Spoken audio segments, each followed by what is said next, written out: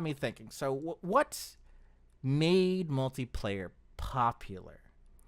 And my opinion on that aspect is shooters made multiplayer popular overall, because the only games that would come out with like large releases that were multiplayer based was the Call of Duties, the Halos, like you said it, uh, GoldenEye. Those are all shooter games, and the competitive aspect is what really drove multiplayer. What are you guys' thoughts on that? And if you Uh, disagree with me, tell me as well. I'll let Mike go first, and then I'll speak. I will partially agree with you because yes, for what I remember of multiplayer, it was shooting games. um, but then there's other aspects where I went to Dota and to like the Warcraft scene where it was multiplayer there too. For sure, That's up. I think it just I think it more falls in line of that social aspect. Why it kind of started getting more popular, being able to play, enjoy a game with similar type of people with that enjoy that similar type of game. I think that brings multiplayer to a bigger level than having to play with I don't always want to play with Geo, so but that aspect of playing with other people that you may not know.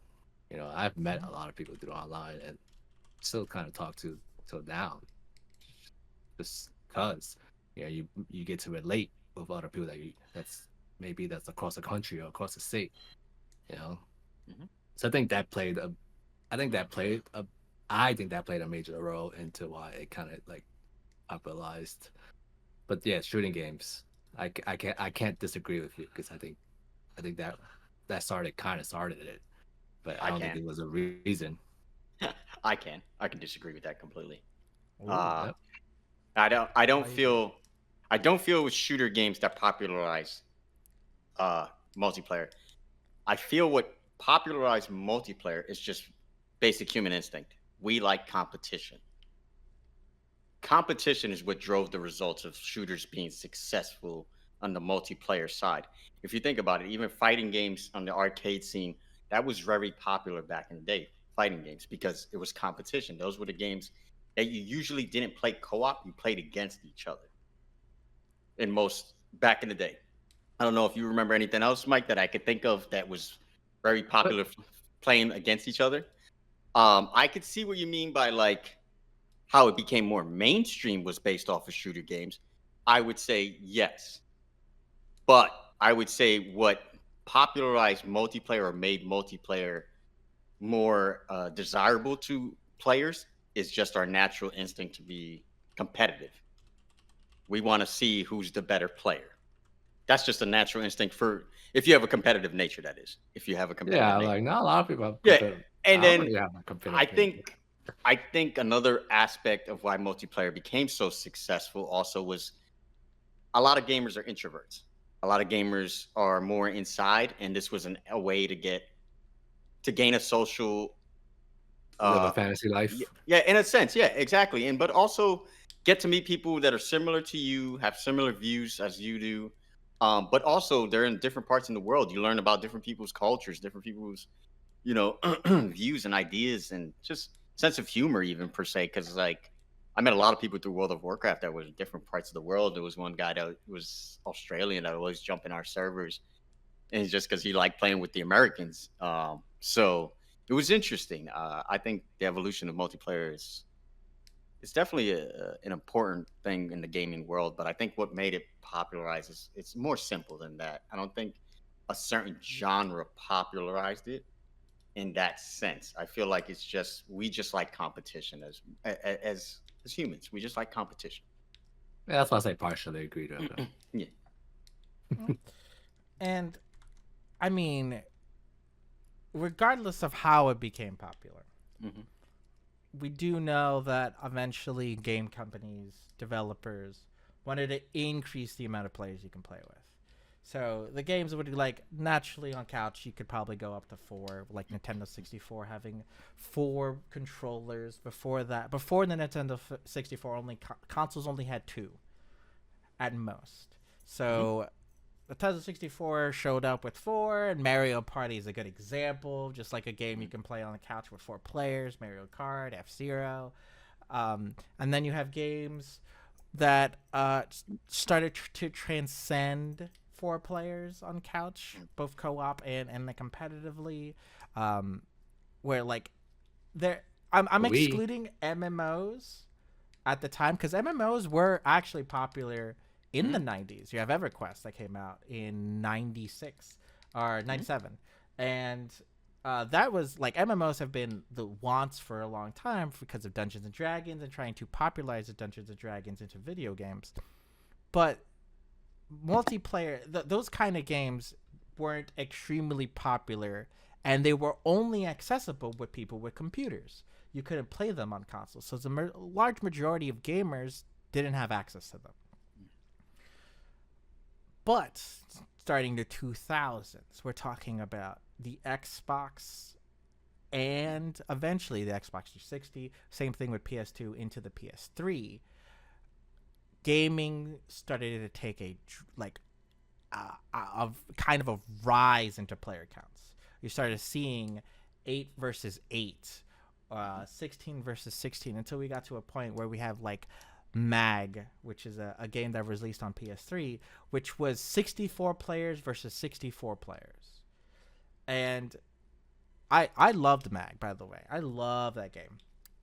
But the idea that like if we're having fun with more players, just increase the player count. This idea of just increase the player count makes it more fun. And we've become so accustomed to games having multiplayer that it's sort of become almost a requirement for majority of game genres at this point. Like you can't make a shooter anymore and that can only be single player. It needs to have a multiplayer, or people just don't see it that way. MOBAs are only multiplayer games. Games that are designed that can only function with other people have been created, and genres exist on that kind of thing. Hero shooters is another an example.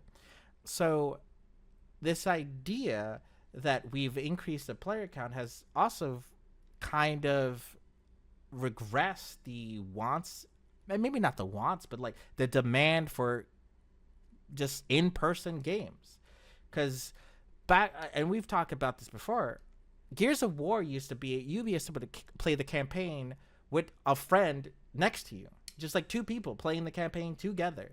You can't do that anymore. There's not anymore the ability to play co-op games on the couch.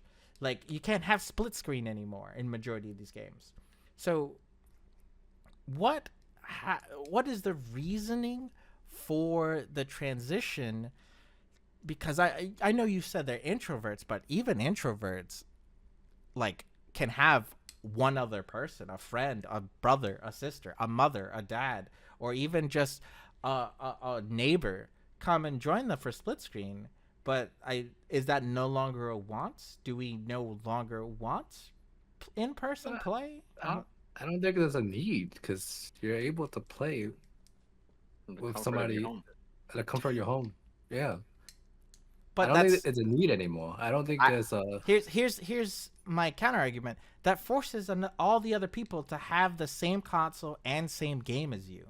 You are already assuming that they have the game and have the console. It's cross-platform now for most of these games. You also assume they have a PC. I'm just saying that even if you have Xbox or you have PlayStation, you can play with each other now.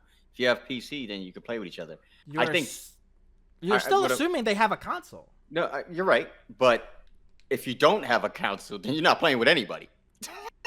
You're not even playing at your own house by yourself. That means they don't want to play games. Yeah, that's different, right? But if you have some kind of game, I think where you're looking at it, and I get it at that same aspect. But this is the problem with society in general in a lot of aspects. So like we've gotten comfortable with the convenience of being able to play at our own house. We don't have to go. I don't have to go to Mike's house anymore to play a game with Mike anymore. He doesn't have to come to my house anymore to play a game with me anymore. We can literally play from our house. Or if we do go over to each other's houses, we can bring our consoles, we can bring our PCs, our laptops, whatever, and we can still play next to each other, but we're playing on completely different consoles and stuff still. So I just think it's people have gotten comfortable with it, and being comfortable is a bad thing. Like they say, if you want to be successful or you want things, you got to get used to being uncomfortable. And back then, if we wanted to play with each other, we had to make that effort to play with each other. We had to go to each other's houses, you know. But now that you have that convenience, it's really hard to change and go back. That's the word. It's convenience. It is really boils down to that. Because if you want to play games together, you're always gonna hey, let's get the next Xbox. You know, if you know, I mean, like, Gio, let's get the PS5 so we can play this game. You know, it's just a convenience, really. Because especially if we like live somewhere else, there's no way we're gonna freaking go to each other's house and actually play. Just talk about it right now. Thank you for watching this episode of the Part-Time Gamers podcast. Be sure to like the video and subscribe to our channel for more content like this. And follow us on our other social platforms on TikTok, Instagram, and Discord. Links for those will be provided in the description. Thank you again. We will see you on the next episode of the podcast. And make sure you make some time for video games. Peace.